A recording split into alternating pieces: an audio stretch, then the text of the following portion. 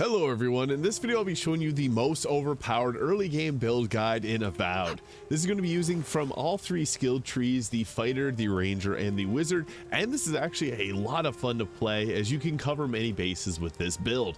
So as for the gear that we're going to be rolling with, I like to go with a single pistol here, and in the offhand having a grimoire so that you can cast some spells. In addition, our other weapon set is going to be dual wands because we can attack really fast like this, which it provides great DPS whenever we're running low on our essence, and for the most part we're going to be using the gun with the grimoire here to cast spells. Now this is at level 6, but as you continue to level up I'll show you where you'd want to be putting your points at. So when we get into the abilities here, one from the fighter that I think is an essential is the constant recovery. So what this does is after taking damage, you will slowly recover 50% of the lost amount of health. Why this is huge is because you're going to get hit at some point, and that's just an inevitability of the game. So whenever that happens, you're going to recover 50% of the damage that you lost, and as you continue to level it up, you can recover all the health. So what this means is when you're playing, if you get hit, you got to play a little bit more defensively while your health slowly starts to recover, and then it's like you only took half the amount of damage, making this a very essential skill. And if you got extra points, you can put another point into this to make it 75%, and then eventually 100%, so that if you get hit and just survive, you don't even have to waste any of your health potions. I find this one to be very essential early game when you may not have a lot of health potions or any consumables to heal yourself with, so that's a very useful one. Now, from the ranger setup, the Tanglefoot spell here is actually really strong. I don't see a lot of people who've been talking about this one, but basically what you do with this is you go, I am Groot, and you just root them into a spot. This lasts for 8 seconds, so this is great whenever, let's say you got hit by, and you want your constant recovery to come back, you can entangle them and run away, and they won't hit you for 8 seconds, which is enough time for you to recover. What's also nice about this, you can use this pretty frequently as a cooldown of 10 seconds, and once the cooldown is off, you can just start spamming them with your magic staff or going with other spells. It only costs 20 essence, so it's not even that hefty in terms of its cost, so I find this one to actually be very effective just for a number of reasons. Into the wizard skill set here, this is where you can take some of the spells here, like Corrosive Siphon's nice because this will also heal you for the amount, but I think the best way to go about this is to take the grimoire mastery here at once you hit level 5, unlocks level 5, or you get the level 5 grimoire spells and decreases the essence cost by 10%. The reason that we want this is a little bit into the game, you can get a grimoire that'll allow you to cast those spells. So you can see here, have the fine grimoire of greater elements here. This gives us the fireball, the blizzard, the crackling bolt, and the bristling frost spells. I'll show off those in a moment, but you do need to have this unlocked in order to use them.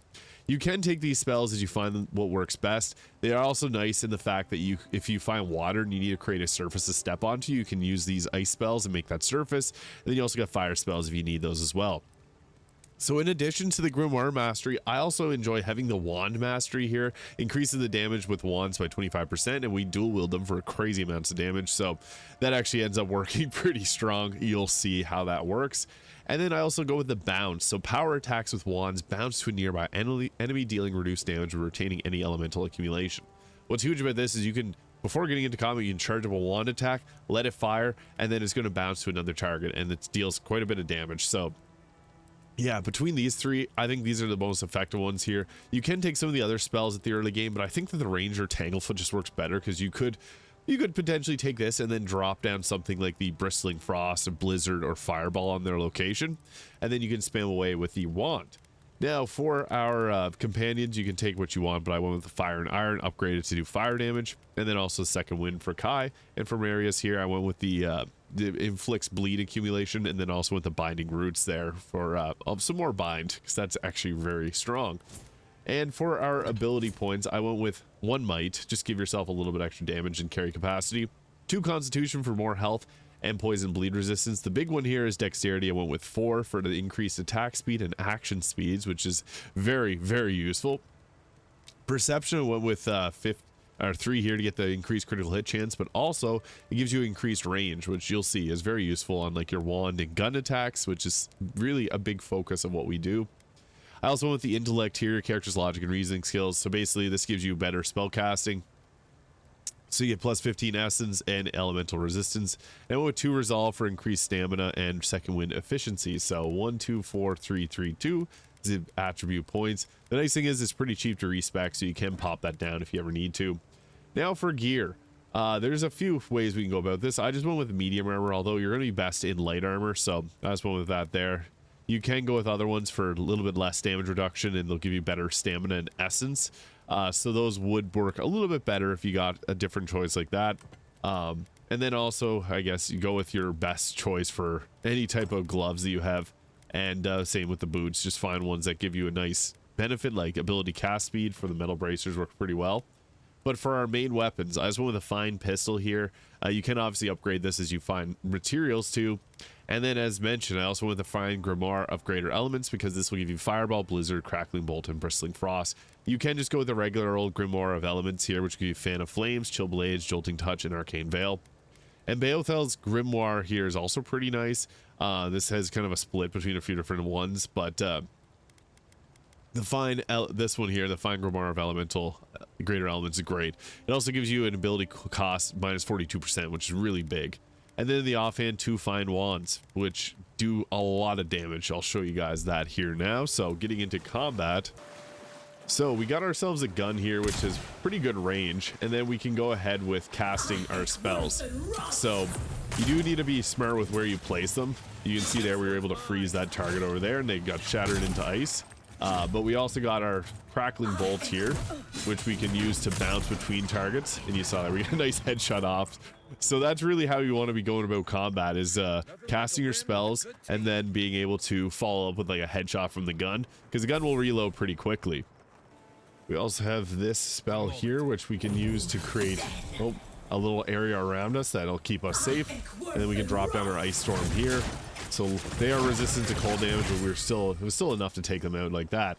Now that our essence is low, we can go with eating food, or we can go with our staffs here, which you can see they do a lot of damage, and we can stay mobile as we can run around while using our staff. So yeah, the damage potential from these is actually quite crazy, and you can stay mobile, which is the big thing. And that's why I like to go into third person mode here, is you got that nice way of moving your camera around and move mobility in alongside that.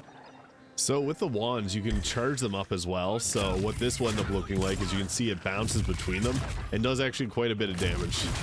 So we want to have we always want to be able to dodge whenever we're using wands and our weapons there, because we don't have the best armor if we're going to be using light armor. There's a lot of bears in this game, but whenever you got higher essence again, you can pull this out and drop down things like fireball for some pretty initial damage there. Really good burst, and then you can pop out your other spells. You do have to be a little bit strategic with where you place them, but the nice thing is you reload your gun really quickly, so you can set down that, do your pistol shot, and then set down another spell.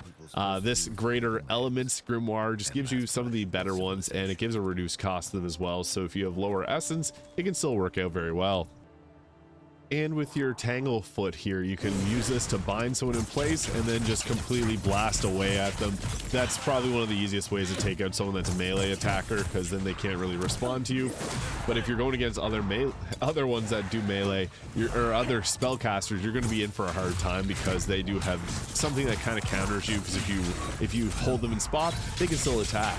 You can see there with our if you break the stun barrier down on a target, you can just completely blast them with your wands. So dual wands seem to do quite a bit of damage, and they're also pretty fun to use. But also, if you have the option to bring out your pistol as well and then do some spell casting, I find this to be pretty enjoyable as well. So you can see there, you can hit a lot of targets with these area of effect attacks, and then go on and get some headshots with your spells. So yeah, it's a really fun build to go alongside all of these different weapons, because you got many different things to counter enemies. So you got things that can do long range attacks, even just close range area of effect. So combining all of this together, you can make a very powerful build in Avowed. So let me know your thoughts on this in the comments. Hit the subscribe button below if you enjoyed, and I'll see you all in the next video.